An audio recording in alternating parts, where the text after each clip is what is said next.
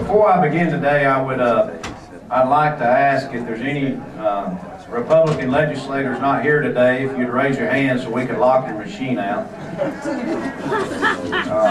Seeing none, What percent of us has to be here? well, I don't, you know, what's the cloture vote, Mr. Speaker? You know, of course, we know where we stand today. We as a caucus, not all of us, but I think the majority of us are opposed to this bill being presented in such a fast fashion, and we hope that this bill would slow down a little bit so some negotiation process could take place. I have actually heard, I don't know, I have a feeling who let the dogs loose last night, but all night long my phone was bleeping. Emails are coming in, and I'll tell you, just to give you an idea, I have over 96 emails. One of them was from my wife, who was furious that our phone kept ringing all night. So she turned the answering machine off and took the phone off the hook, and she told me if I needed her to call her cell phone, but it was dead. So I didn't really know what to do if something happened to her. So Representative Gallagher is actually #1 on our alarm system, but he was down here also, and I think his phone was jammed. So, but I want to tell you seriously, on a serious note, we are concerned about this bill. We have been given some information that there's some amendments that possibly could be offered. I asked the sponsor of the bill earlier, I said, if this bill could be made revenue neutral, would he be considerate enough to take these amendments? I was contacted by the County Commissioners Association that they had said that they were concerned about the bill. They have, and I was unaware of all the municipalities and the cities and county governments that actually participate in this. And this is affecting a lot of people in Alabama. Unfortunately, I heard from a lady last night. She was planning on entering into the DROP program in September. She continued to work another 2 years. She could have retired earlier. It's going to end up costing her $80,000 for retirement income. Now, and I respect the fact that the newly Republican leadership has to make some tough decisions in balancing an education budget and a general fund budget. However, I do feel that there's other ways we can balance this budget rather than balancing on the back of the DROP program. I think there's some amendments that could be offered, that could be accepted, and I hope we have an open mind that would actually help neutralize the revenue stream of this program. For you freshmen, this program I had the honor of voting on this program, and I'm not sure what year it's put in place. Mr. Pro Tem, do you know what year this came in place? Was it 2002? 2002. And we voted on this measure to pass this program. The initial reason for this was the fact that we could keep highly qualified trained teachers in the state of Alabama. Myself and the chairman of rules are from Etowah County. We have an issue where our teachers will work to get their minimum years of retirement. We've trained them, we've educated them, we've sent them to seminars, and then when they can reach retirement age, they retire, and they'll go across the state line to Rome, Georgia, and then they'll start working there and get another 10-year or 15 or 20-year retirement. We have slowed that process down by having the DROP bill legislation put in place. And actually, our scores and test scores in Etowah County have seen an increase since this bill has been placed. Now, is it related to the DROP program? I don't know, but I think it had something to do with it. I have heard from teachers from all over the state of Alabama and state employees and a fireman last night from the Gadsden Fire Department that was getting ready to enter into the DROP program. I think the program is necessary for us to continue to be on the right path for education.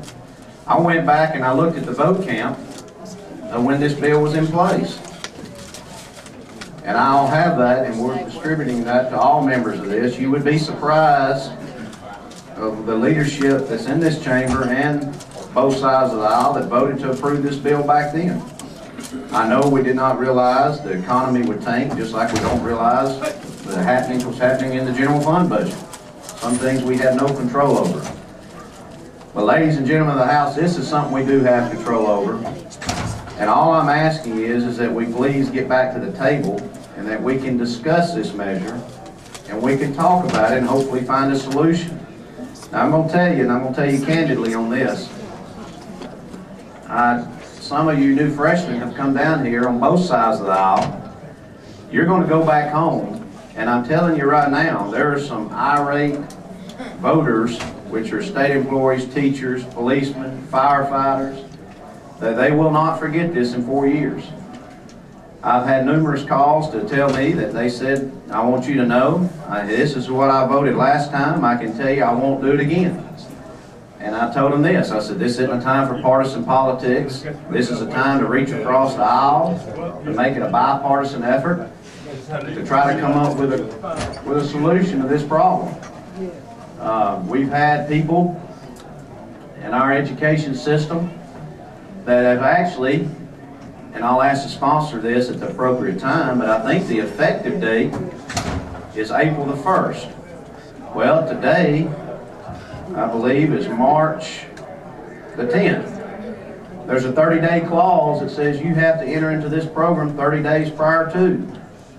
Well, to me, that's punitive in nature. If we pass this bill today, we're not giving anyone the opportunity to have the chance to enter into the drop program because the Alabama legislature came out and said we're going to affect a bill which is going to make it retroactive. Number one, I think it's unconstitutional. But number two, I just don't think that's fair to the people of this great state of Alabama that's given their life and service to education. The morale is low enough, and I think we know where we're headed after spring break. I have heard from the governor on down that we're going to look at their retirement. They need to contribute more to retirement, state employees and teachers. I think special session, we lost on a 52 or 52 to 50 vote, 53 to 50 vote, that no longer they can deduct their union dues out of their paycheck. It's one thing after another, and I just wonder when the bleeding's going to stop. We're affecting the working families of Alabama, and I admire our Republican leadership that did a handshake, or what do they call it, a handshake or contract with Alabama. But I want us to have a handshake and a contract with the working people of Alabama. I want us to continue to support the middle class, to continue to support these teachers that are making $30,000, $40,000, $50,000 a year, and support these support staff, our cafeteria workers, our bus drivers, our custodial support, who's making $18,000 to $20,000 a year, and the morale's continuing to decrease. And what does that matter? Let me tell you about morale. I spent 14 years in the United States Army as a captain, as a tank commander. When your morale of your troops go down, and our troops in this situation are the teachers of this great state, when the morale goes down, what does it affect? It affects their teaching ability. It affects the students' learning ability in the classroom, their attention span, and in turn, which affects our education in the state of Alabama with the scores, and which in turn, to me, affects the recruitment of big corporations, which I know the majority of this chamber loves.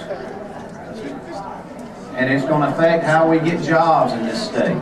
If we don't have a good qualified education program in this state, then people aren't going to want to come to this state to bring their businesses, which will supply jobs and in turn move on, and we can continue to increase the sales tax in the state, which feeds the education trust fund. It'll affect the tourism. It'll affect the judicial system. It'll affect every agency on down that we have a line item in the general fund and the education trust fund.